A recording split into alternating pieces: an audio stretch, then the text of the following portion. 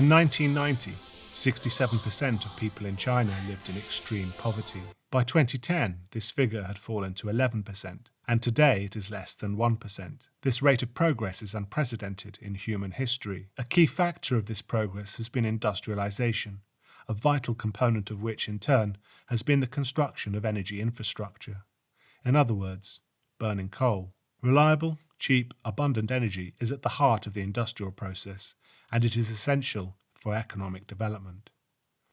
Energy is required to power factories, offices, transport infrastructure, agriculture, schools and hospitals. Without it, the economy shuts down and people are left again to subsistence and poverty. In 2019, a power cut in the UK left 1 million homes without electricity.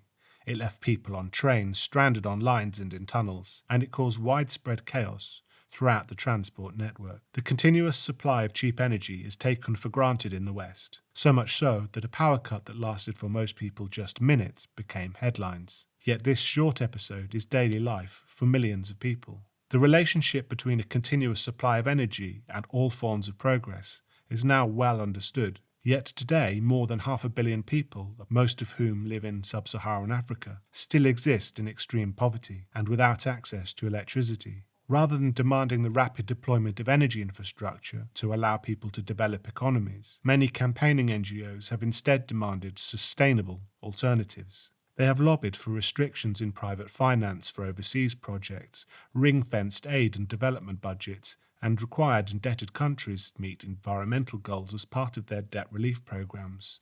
This has robbed people and governments of the means to develop infrastructure according to their own needs and according to well-understood principles of economic development. And it has robbed people of the freedom to exploit their own natural resources for their own benefit. This is not a situation that would be tolerated in more developed economies. The loss of power supply and its economic consequences would quickly lead to political change. To learn more about the consequences of the green agenda for the world's poorest people, visit the GWPF's new Energy Justice website.